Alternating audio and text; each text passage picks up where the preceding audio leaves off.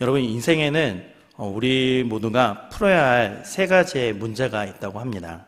첫 번째 질문은 인간은 어디서 왔느냐라는 근원의 질문이고요.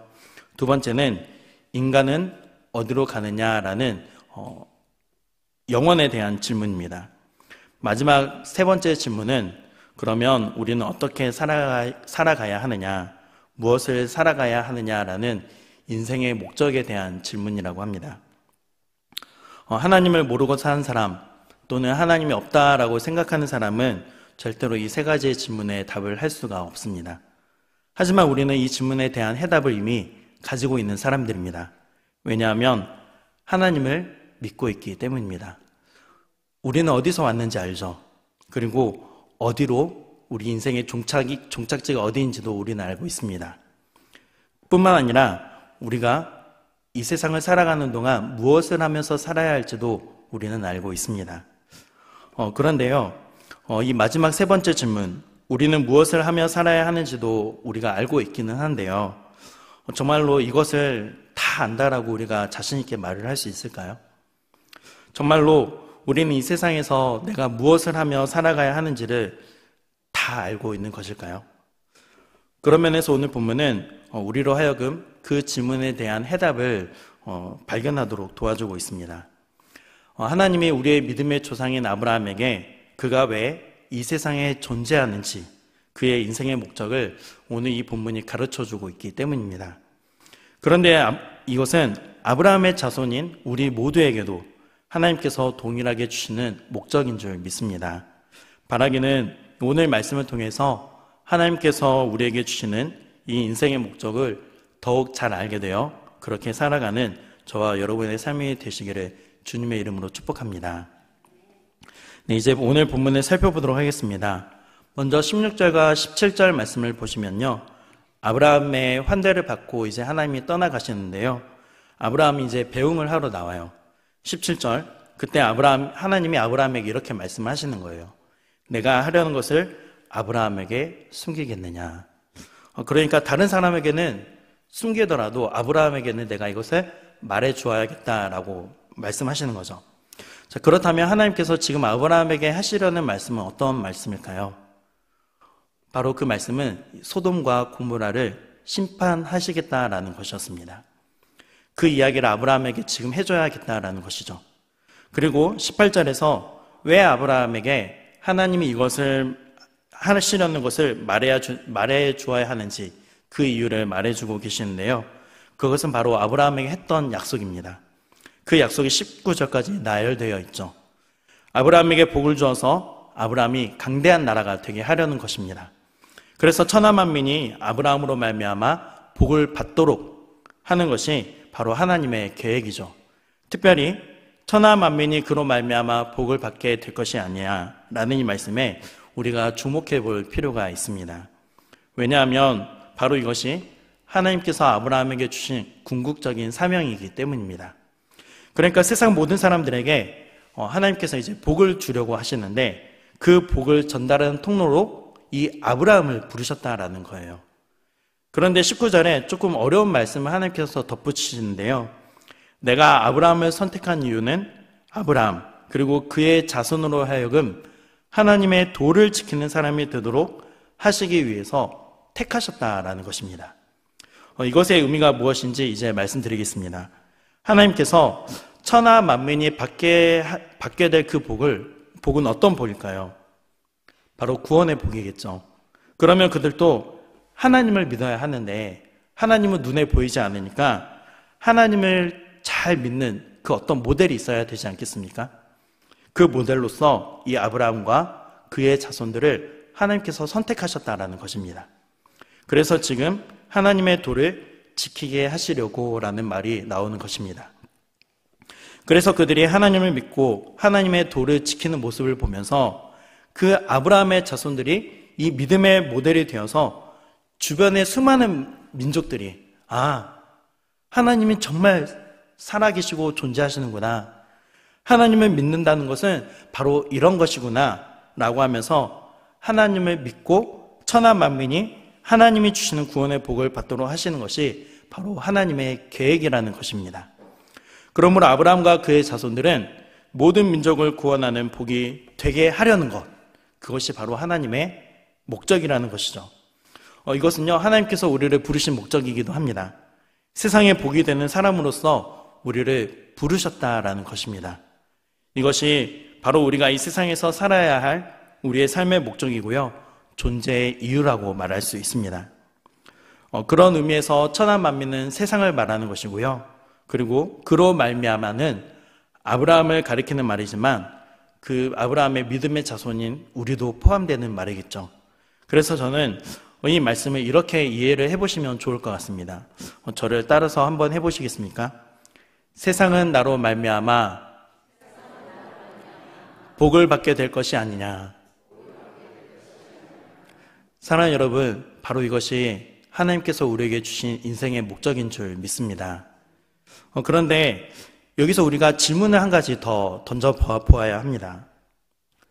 어떤 질문이냐면요, 하나님은 정말로 이런 계획을 가지고 계셨는데 아브라함은 그 계획을 알고 있었을까 하는 질문입니다. 저는 아브라함이 알고 있었을 것 같다라고 생각을 합니다. 어떻게 알 수 있냐면요, 아브라함이 어떻게 살았는지를 보면 알 수 있습니다. 그러니까 세상에 복이 되는 사람이라는 그 정체성이 이 아브라함에게 있었기 때문에 행했던 행동들을 이 아브라함의 이야기 속에서 우리가 발견할 수 있는 거예요. 총 3가지의 행동을 찾아볼 수 있는데요, 아브라함의 이 3가지 행동을 통해서 아브라함은 복이 되는 사람으로서의 정체성을 가지고 살았다는 것을 알 수 있습니다. 첫 번째는 선행이고요, 두 번째는 기도이고요, 마지막 3번째는 전도입니다.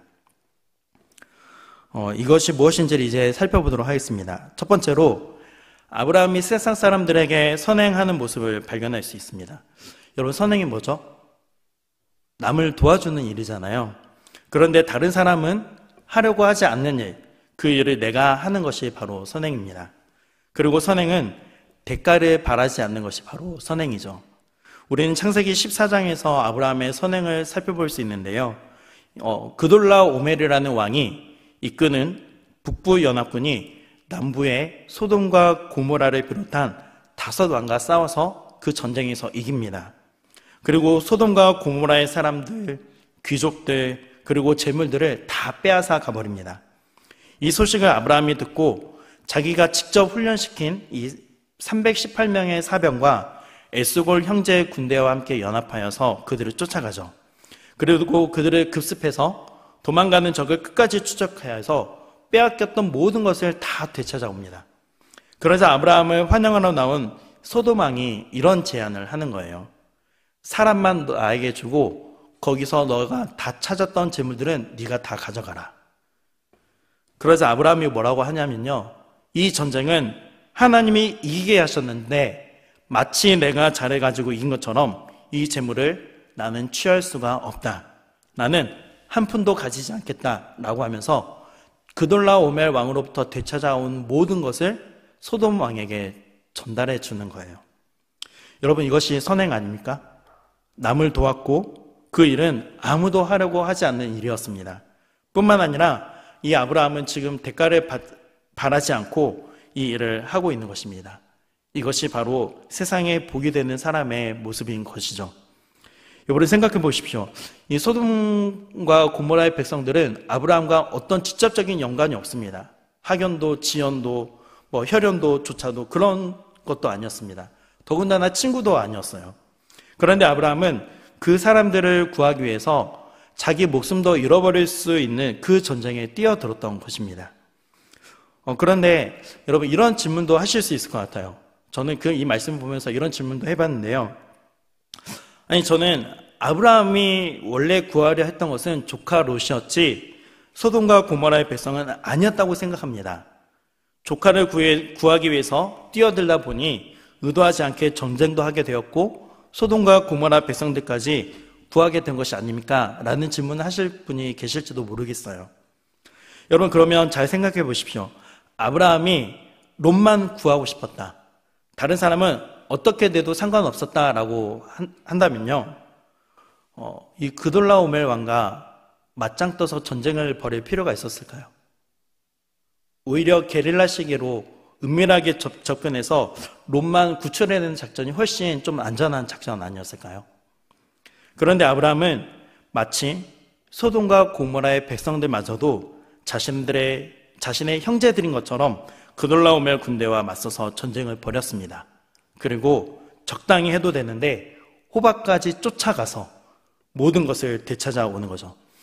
그러므로 저는 이 아브라함의 모습을 보면서 아브라함이 이 소돔과 고모라를 도왔던 이유는 이 아브라함의 가슴 속에 하나님이 주신 목적, 모든 민족이 너로 말미암아 복을 받을 것이 아니냐라는 이 하나님의 목적이 그 가슴 속에 심겨졌기 때문이라고 저는 해석을 하는 것입니다.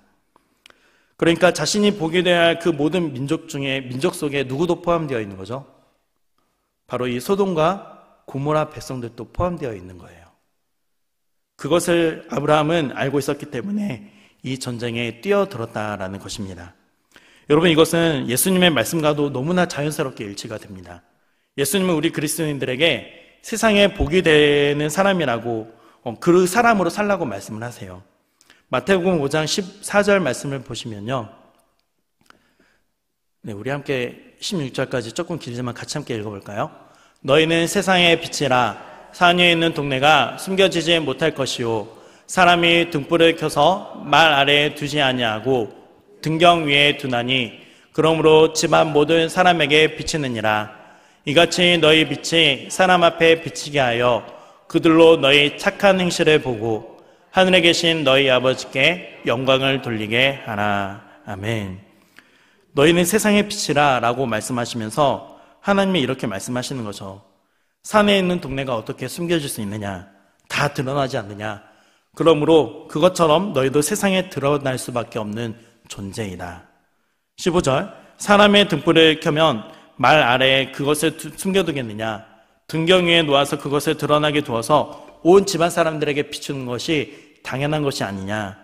이것처럼 너희 빛을 사람 앞에 적극적으로 비추어라. 그래서 그들이 너희의 착한 행실들을 보도록 해라. 그래서 하나님 아버지께 영광을 돌리게 해라. 그러므로 그리스도인들은요, 자기들끼리 예배드리고 신앙생활을 하는 사람들이 아니라는 거예요.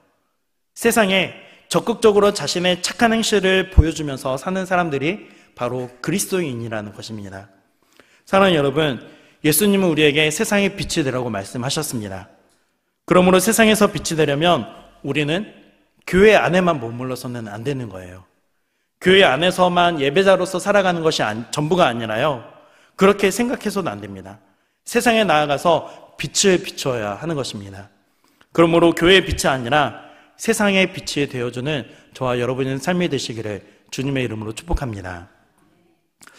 이제 두 번째로 아브라함이 했던 일이 있습니다. 그것은 바로 기도인데요. 그런데 그 기도는 자기 자신을 위한 기도가 아니라 남을 위한 기도였습니다. 오늘 본문의 뒷부분인 창세기 18장 23절부터 33절까지의 말씀이 그것을 보여주고 있는데요. 여러분, 하나님이 아브라함에게 이 소돔과 고모라를 심판하신다는 말씀을 하시고 그 다음에 이런 말씀을 하시잖아요.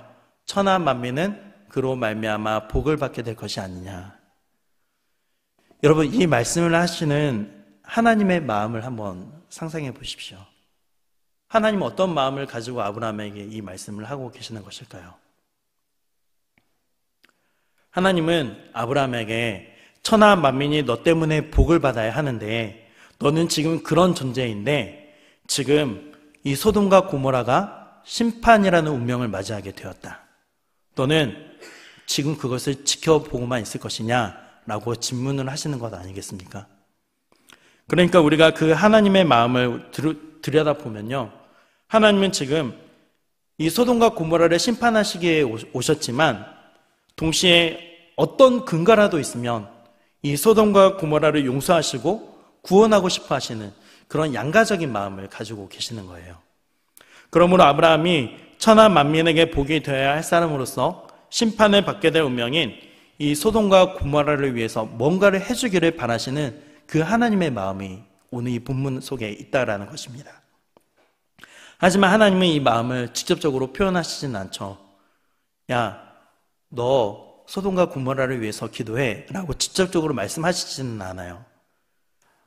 하나님은 아브라함이 하나님이 표현하시지 않아도 그 마음에 어떤 마음을 가지고 계시는지를 이 아브라함이 알 것이라고 생각을 하셨던 것 같습니다. 여러분, 하나님과 점점 친밀해지면, 우리가 사람과의 관계도 더 친밀해지면 그 사람 속에 어떤 마음이 있는지, 또 지금 어떤 생각을 하고 있는지를 알 수 있잖아요. 그것처럼 하나님이 직접 말씀하시지 않아도 하나님께서 원하시는 것이 무엇인지를 우리가 하나님과 더 친밀해지면 우리는 그것을 잘 알 수 있을 것입니다. 아브라함은 소돔과 고모라를 위해서 자신이 기도하는 것이 바로 하나님의 마음이라는 것을 깨닫습니다. 그래서 정말 간절히 기도를 하는 거죠. 그것이 천하 만민에게 복이 되어야 할 사람으로서 자신이 해야 할 일이라는 것을 깨달은 것입니다. 그런데 이 아브라함이요, 이 소돔과 고모라를 위해서 기도하는데 한 번만 기도하고 끝내지 않아요. 무려 6번이나 기도를 합니다. 처음에는 50명의 의인만 그곳에 있다면 하나님 용서해 주실 거죠? 구원해 주실 거죠? 라고 기도를 합니다. 그런데 이 아브라함 마음속에 50명이 안 되면 어떡하지? 라는 그런 불안감이 생겼던 것 같아요. 그래서 45명의 의인이 있다면 용서해 주실 거죠? 라고 합니다. 그리고 나서 또 이 45명이 안 되면 어떡하지? 그래서 40명, 그 다음에 30명, 20명, 10명. 이 10명의 의인이 있다면 이 성을 심판하지 말아달라고 하나님께 간구합니다.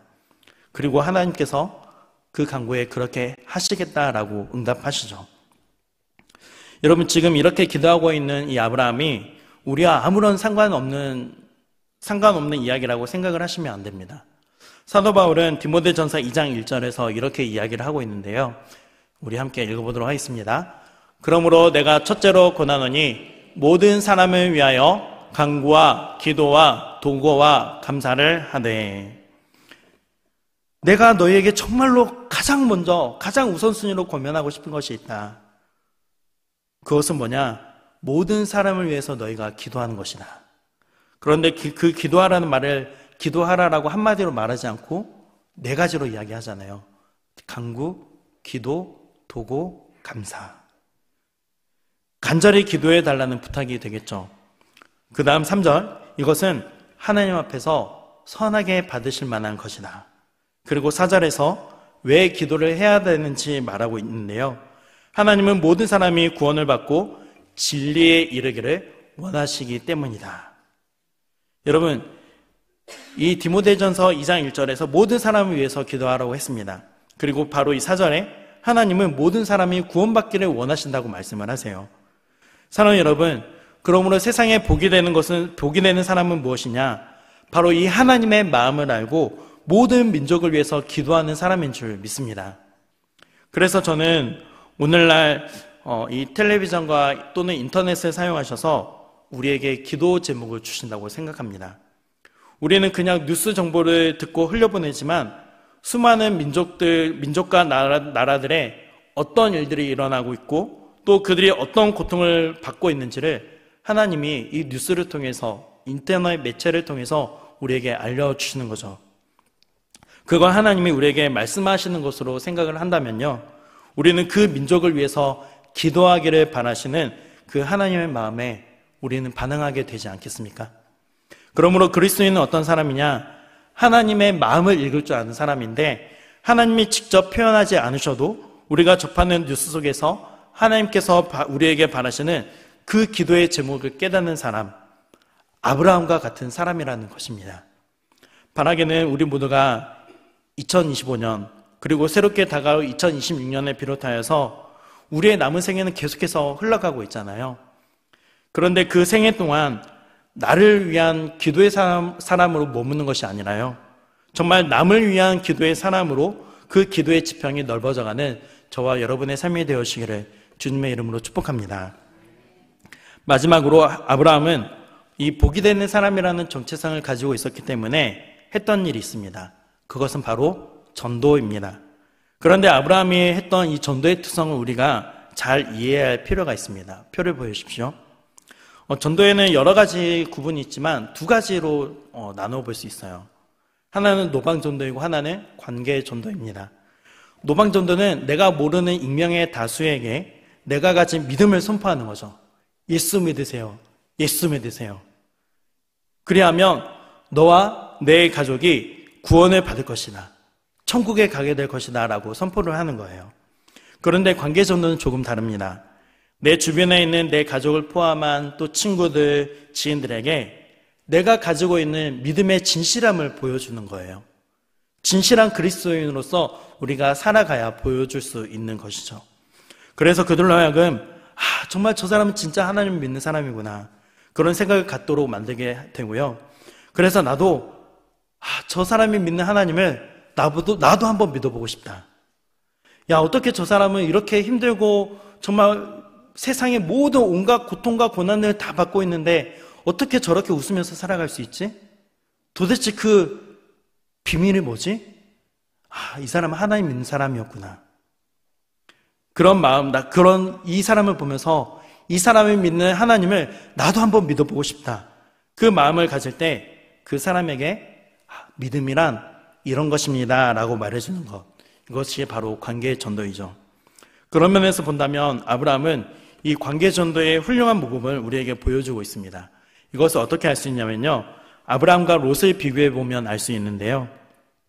아까 아브라함이 소돔과 고모라 백성들을 위해서 기도하면서 마지막 기도가 10명의 의인만 있다면 하나님 이 땅을 용서해 주실 거죠, 이 땅을 심판하지 않으실 거죠, 구원해 주실 거죠 라고 기도했잖아요. 그때 하나님이 그러겠다라고 말씀을 하셨습니다.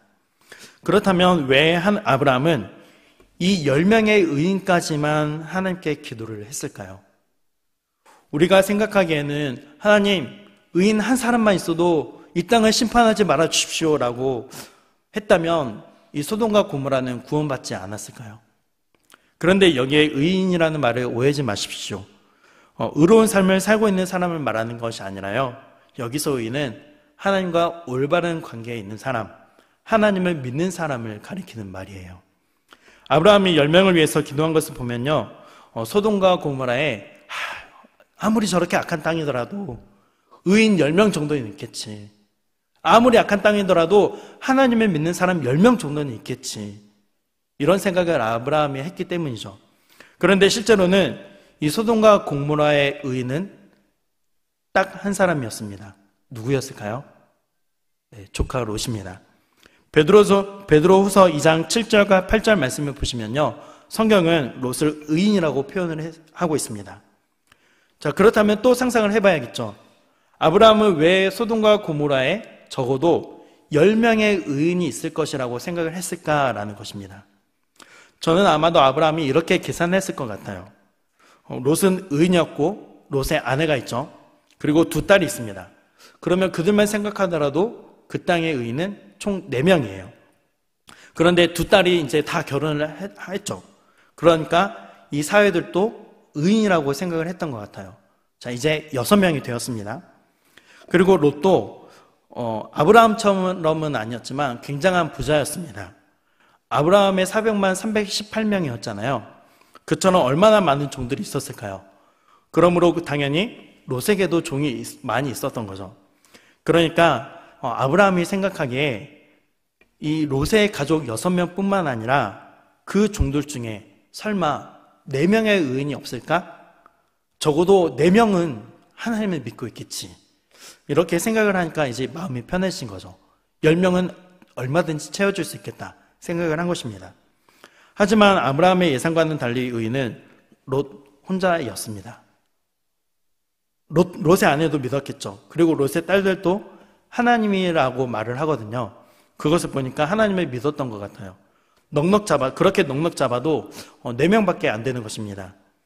여러분, 그런 면에서 본다면요, 이 롯의 모습은 우리를 안타깝게 만드는 것 같습니다. 롯도 의인이었고 하나님을 믿었습니다. 그런데 롯은 주변 사람들에게 믿음의 이 선한 영향력을 끼치지 못하고 있었다라는 거죠. 반면에 아브라함을 생각해 볼까요? 아브라함은 혼자만 의인인 사람이 아니었습니다. 가족들도 하나님을 믿었고요, 또 그리고 하갈도 믿었고요, 또 그들의 종들도 하나님을 믿었습니다. 아브라함의 종들 중에 제일 유명한 사람이 있는데요, 아브라함이 굉장히 신뢰한 사람이 있습니다. 바로 그 사람은 엘리에셀이라는 종입니다.